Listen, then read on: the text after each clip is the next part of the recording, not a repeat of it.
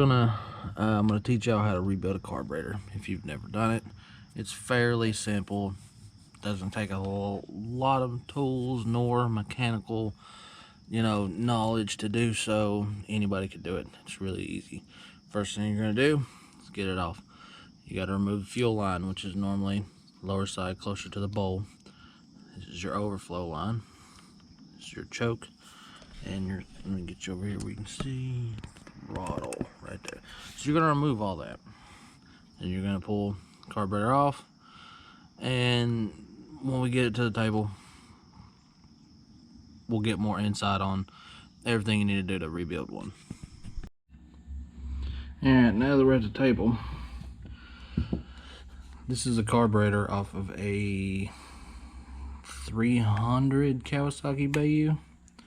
This is what they call a diaphragm carburetor. If you see this big piece at the top, it's got a big diaphragm in it that lets that little flap right there open. It's a really crappy design and I don't like it, but it works in certain applications. You have your throttle in the back, and your choke goes into the side. This is your overflow tube and your gas throttle, or your gas line, my bad. And this is your idle adjustment. Now I've already rebuilt this carburetor, but I'm doing this just to show how easy it is to do. Most of the time, all you have to do is take these 4 screws out right here. That pulls the bowl loose. Then you can get into the jets and the needles and the float and all that to see if anything's clogged up, see if anything's dirty. Just move that out of your way. And this one actually has a problem where it's leaking out of the drain for some reason. Not sure why, but it is. But I have another bowl, a whole carburetor bowl to replace it with, so that isn't a problem anymore, hopefully. But you can see it's not really dirty. It is a little, but it's not as bad as some are. Here's your float, here's your main jet, your idle jet's down in here. This is a pilot. This carburetor's been through the ringer once or twice, but you're gonna pull your jets out, which have a little tiny screwdriver that fits down in here to get to your jets to where you can turn them out. And these little brass jets are very brittle and they don't like to turn most of the time. They want to come apart in one piece like so.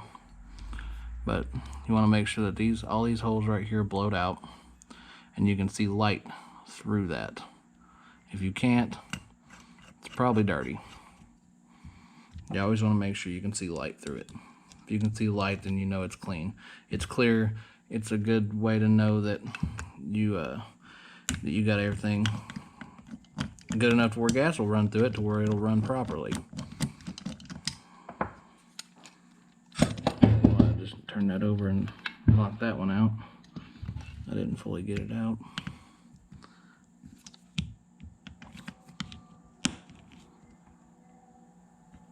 Well, give me 1 second here.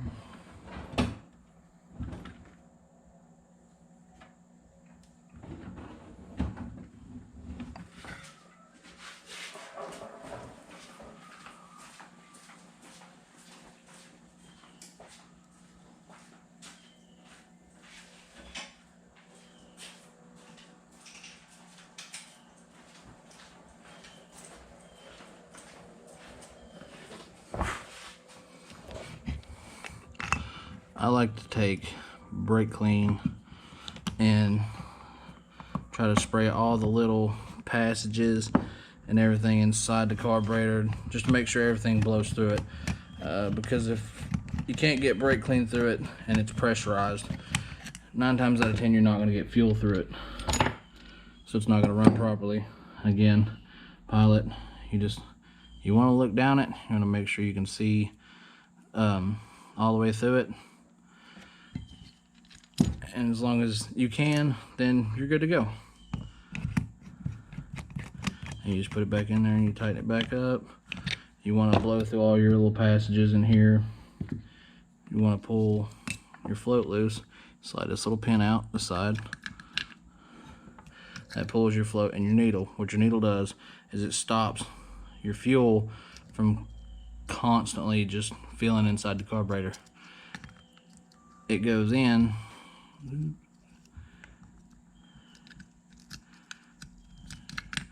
What happens is the fuel comes in through here, runs up, and as this fills up the bowl, the float comes forward. You can probably kind of see the needle going up and down very slightly.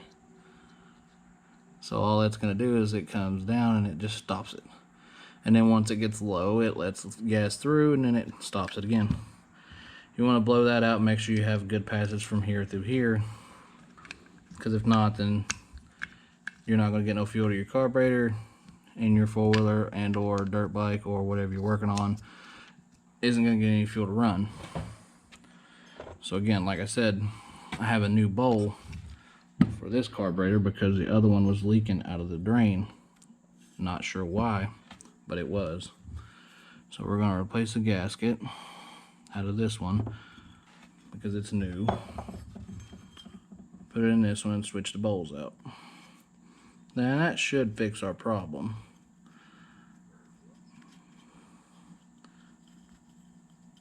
And get the gasket in there. And when you put it on, you want to make sure that the gasket doesn't come out and it get pinched on anything other than what it's supposed to be pinched against. Or you're fighting a losing battle. Because it won't seal, it won't work properly, it won't do what it's supposed to do.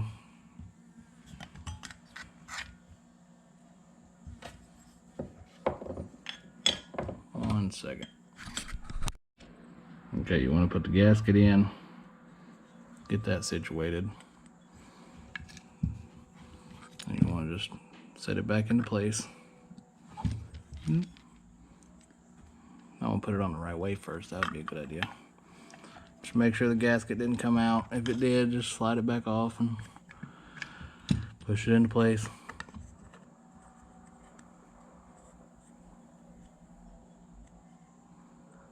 And if you have any questions on anything, you can put it down in the comments and I'll answer as many as I can to help anybody out with any of this.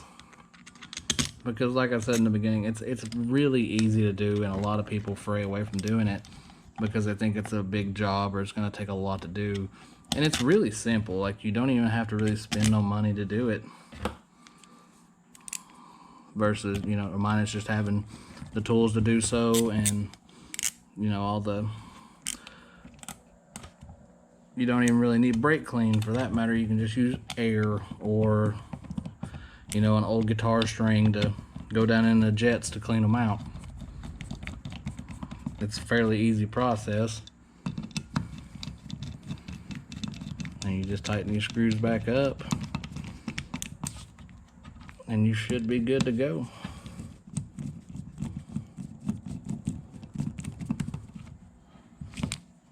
And the little diaphragm in here, it looks something like this. There's a needle that comes out of here, which is this right here. It comes out of the bottom. What you want to do with these is you want to go around them and you want to make sure that there isn't any holes anywhere. Like this one, it's got a hole right there. If it's got a hole in it, this won't work. This won't come up, it won't function, it won't let it get throttle. It won't do nothing that it's supposed to do to make it run correctly. It might idle, but it's gonna run like complete crap. And that's why I had to rebuild this carburetor. For one, was because this diaphragm had that massive hole in it, and some of the jets were bad, and it wasn't getting the proper amount of fuel, and it wasn't doing what it was supposed to do.